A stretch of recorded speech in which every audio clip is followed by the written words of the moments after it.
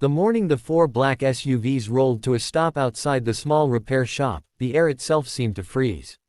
Their engines purred with a quiet authority, polished doors reflecting the cracked pavement and faded signboard that most people never noticed. Inside the shop, a man with grease-stained hands paused mid-movement, a sudden heaviness settling in his chest. He had no idea that this ordinary place, built from years of struggle and quiet kindness, was about to become the center of a moment that would change everything. Before we go any further, if you believe that small acts of kindness still matter in a world that often feels cold, take a second to like this video, share it with someone who needs hope, leave a comment, and subscribe to the channel. Stories like this remind us that second chances are real. The man's name was Aris. He was a single father in his late 30s, living a life shaped by responsibility and loss. Years earlier, his wife had died unexpectedly, leaving him alone with a 6-year-old daughter and a silence in the house that never truly went away. Aris learned quickly that grief didn't pause bills or hunger. He sold what little they had left, borrowed money from places he promised himself he'd never return to, and finally opened a small motorcycle and appliance repair shop on the edge of the city. It wasn't much, but it was honest, and it kept the lights on most nights. Every day followed a strict rhythm. He woke before sunrise, prepared breakfast for his daughter, walked her to school, and opened the shop just as the city began to stir. His hands became rough, his back ached constantly, and his dreams narrowed to one simple wish: that his daughter would grow up feeling safe, fed, and loved. There was no room for big hopes anymore. Survival was the priority. It was during one of those early mornings, while unlocking the shop shutters, that Aris first noticed the woman. She sat on the sidewalk a few meters away, wrapped in a thin shawl that did nothing against the cold. Her hair was unkempt, her face marked by exhaustion, but there was something in her posture that felt different. She didn't beg. She didn't approach anyone. She simply sat, eyes lowered, as if trying to disappear into the noise of the street. At first, Aris ignored her. Not out of cruelty, but because life had taught him how quickly compassion could become a burden he couldn't afford. But over the next few days, she remained there. Rain or sun, morning or evening, she was always in the same spot. People passed her without a glance. Some looked away in discomfort.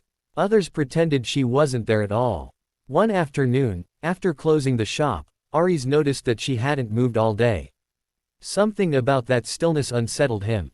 On impulse, he took a small food container from the shop fridge, the leftovers from his own lunch, and placed it quietly beside her.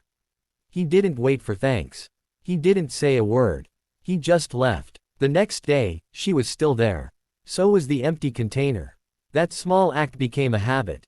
Every morning or evening, Aris would leave food for her. Sometimes it was a simple meal, sometimes just bread and tea. He never spoke to her. He didn't ask her name. He didn't want to pry open a life that clearly carried heavy wounds. All he knew was that she ate slowly, carefully, as if afraid the food might vanish if she rushed.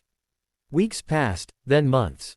The shop struggled. Some days Aris barely made enough to cover expenses. His daughter needed school supplies, shoes, small things that felt impossibly expensive. There were nights when he questioned his own choices, wondering if feeding a stranger while his own life teetered on the edge was foolish.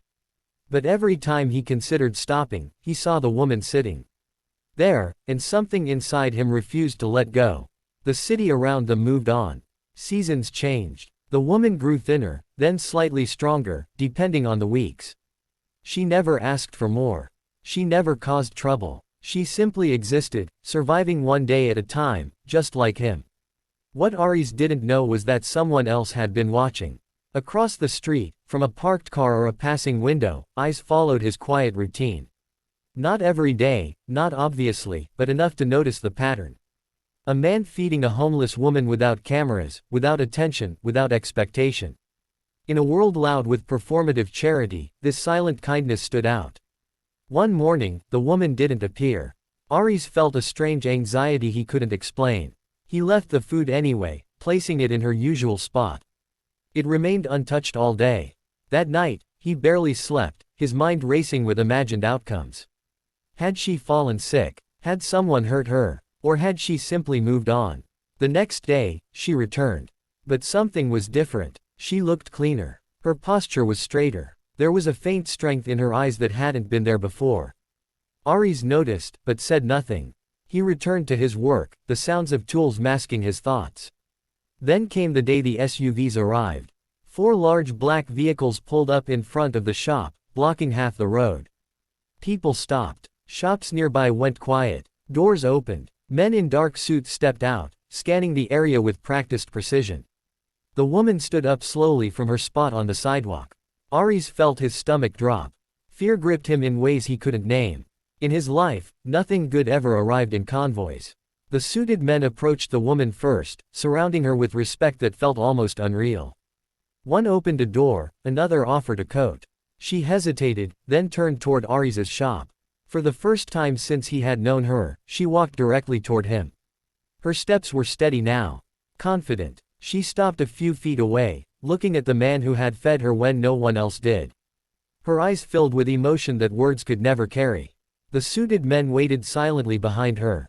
Aris stood frozen, oil-stained rag in hand, heart pounding so loudly he was sure everyone could hear it. What unfolded next wasn't loud. There were no raised voices, no dramatic gestures. Just truth, arriving all at once. The woman was not just homeless. She was someone who had fallen from a life of influence and wealth after a bitter family dispute and a calculated betrayal. Cut off, stripped of access, and left to survive on the streets, she had chosen silence over shame.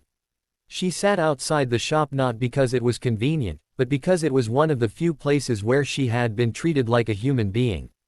The men in suits were representatives of a legal resolution that had taken months. Her identity had finally been restored. Her assets returned. Her name cleared. And she had made one request before leaving that life behind forever. She wanted to find the man who fed her every day without knowing who she was. Inside the shop, the weight of those months suddenly made sense. The exhaustion, the doubt, the quiet dignity of doing the right thing when no one was watching. The woman ensured that Aris's debts were cleared. The shop was renovated, expanded, and officially secured in his name. A trust was quietly set up for his daughter's education, her future protected in ways Aris had never dared to imagine. No press, no headlines, no public spectacle, just gratitude, delivered with respect. The SUVs left as quietly as they arrived. The street returned to normal. People resumed their routines. But something fundamental had shifted. Aris didn't become rich overnight. He didn't stop working. His hands still got dirty, his back still hurt. But the fear that had lived in his chest for years slowly loosened its grip. His daughter laughed more freely. The shop filled with light. The woman never returned to the sidewalk. But sometimes, Aris would find a note or a small sign of support left behind anonymously. He never needed to read them to understand. Kindness, when given without conditions, has a way of coming back in forms we never expect. Near the end of this story, if it moved you even a little, please take a moment to like the video, share it, and subscribe. These stories survive because people like you choose to spread them.